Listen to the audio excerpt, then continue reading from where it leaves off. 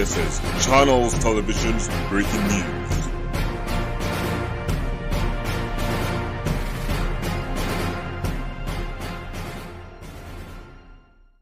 आर्थिक सक्षमीकरणासोबतच महिलांच्या सुरक्षिततेला सर्वोच्च प्राधान्य. प्रधानमंत्री नरेंद्र मोदी यांचे प्रतिपादन. 2,500 कोटी रुपयांच्या फिरत्या निधीचे वितरण. 5,000 कोटींची बँक कर्जे वितरित. लखपती दीदी संमेलनाला हजारो महिलांचा उत्स्फूर्त प्रतिसाद. भारताची वाटचाल विकसित देशाकडे सुरू असून 2047 पर्यंत आपल्याला हे लक्ष्य गाठायचे आहे. हे लक्ष्य साधताना देशातील प्रत्येक महिलेच्या सुरक्षिततेसोबतच आर्थिक सक्षमीकरणासाठी केंद्र सरकार प्रयत्नशील आहे. महिलांच्या सर्वांगीण प्रगतीमुळे आपण विकसित भारताचे ध्येय नक्कीच गाठू, असा विश्वास प्रधानमंत्री नरेंद्र मोदी यांनी जळगाव येथे व्यक्त केला. स्वयंसहायता गटाला आर्थिक ताकद देतानाच गरिबांसाठी घरकुल बांधण्याच्या कामाला गती देण्यात आली आहे. आतापर्यंत 4 कोटी घरकुल वाटप करण्यात आली असून आगामी काळात 3 कोटी घरे बांधण्यात येतील. त्यात महिलांचे नाव प्रथम असेल, असे त्यांनी सांगितले. आतापर्यंत 4 कोटी घरकुल वाटप करण्यात आली असून आगामी काळात 3 कोटी घरे बांधण्यात येतील. त्यात महिलांचे नाव प्रथम असेल, असे त्यांनी सांगितले. जळगाव येथील प्राईम इंडस्ट्रियल पार्क येथे विमानतळ परिसर देश पातळीवरील लखपती दीदी संमेलनाचे आयोजन करण्यात आले होते. त्यावेळी प्रधानमंत्री श्री मोदी बोलत होते.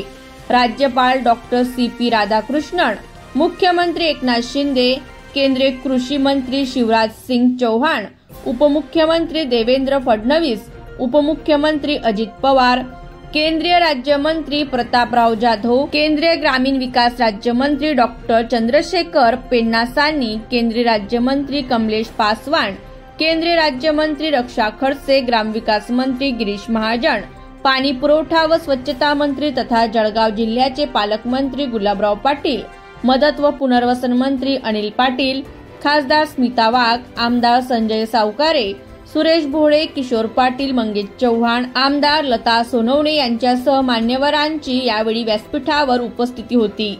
तसेच कार्यक्रमास राज्याच्या मुख्य सचिव सुजाता सौनिक, ग्रामविकास विभागाचे सचिव एकनाथ डवले, नाशिक विभागीय आयुक्त डॉक्टर प्रवीण गेडाम, विशेष पोलीस महानिरीक्षक दत्तात्रय कराडे, जिल्हाधिकारी आयुष प्रसाद आदी उपस्थित होते. प्रधानमंत्री श्री मोदी म्हणाले की महाराष्ट्र ही राजमाता जिजाऊ क्रांतीज्योती सावित्रीबाई फुले यांची जन्मभूमी आहे. या राज्याला मातृशक्तीचा समृद्ध आणि गौरवशाली वारसा लाभला आहे.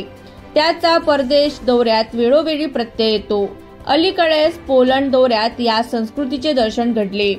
जळगाव जिल्हा सुद्धा संत मुक्ताबाई यांच्या पदस्पर्शाने पावन झालेला आहे.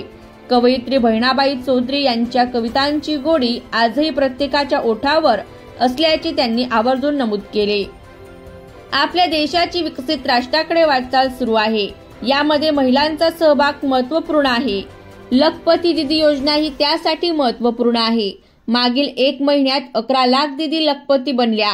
यात 1 लाख दीदी महाराष्ट्रातील आहेत. त्यासाठी राज्य शासन ही पुढाकार घेत आहेत. ही अभिनंदनीय बाब आहे. लखपती दीदी हे संपूर्ण परिवाराला सशक्त बनवण्याचे अभियान आहे. महिला लखपती दीदी बनणे हे संपूर्ण कुटुंबाचे जीवन बदलण्यासाठी महत्वपूर्ण ठरेल, असा विश्वास त्यांनी व्यक्त केला. महिलांवर होणाऱ्या अत्याचाराच्या घटनांबाबत कठोर कारवाई केली जाईल. या प्रकरणी दोषींना कडक शासन व्हावे यासाठी भारतीय न्याय संहितेअंतर्गत कायद्याचा वापर केला जाईल. महिलांवर अन्याय आणि अत्याचार करणाऱ्यांना कोणत्याही परिस्थितीत सोडले जाणार नाही. महिलांचे सामर्थ्य वाढवण्याबरोबरच त्यांची सुरक्षितता महत्वाची आहे. यासाठी आवश्यक ती मदतही प्रत्येक राज्यांना केली जाईल. दरम्यान आपल्या भाषणात प्रधानमंत्री श्री मोदी यांनी नेपाळमध्ये काही दिवसांपूर्वी झालेल्या अपघातात मृत्युमुखी पडलेल्या यात्रेकरूंबाबत दुःख व्यक्त केले. या प्रकरणी केंद्र आणि राज्य शासनाने तातडीने पावले उचलली. केंद्रीय राज्यमंत्री रक्षा खडसे यांना तातडीने नेपाळला पाठवले. या दुर्घटनेत जखमींवर चांगले उपचार सुरू आहेत. मृतांच्या कुटुंबियांना केंद्र आणि राज्य सरकारच्या वतीने मदत देण्यात येईल, असे त्यांनी सांगितले. प्रसंगी आजच्या कार्यक्रमात महाराष्ट्रातील वंदना पाटील, मनीषा जगताप, ज्योती तागडे, सीमा कांबळे, रमा ठाकूर यांच्यासह शीतल नारेट, हिमाचल प्रदेश, महबूबा अख्तर जम्मू काश्मीर, गंगा अहिरवार मध्य प्रदेश, एस कृष्णावेंनी तेलंगणा आणि नीरज देवी उत्तर प्रदेश, सेरिंग डोलकर लडाख यांना यावेळी प्रधानमंत्री श्री मोदी यांच्या हस्ते लखपती दिदी झाल्याबद्दल सन्मानपत्र देण्यात आले।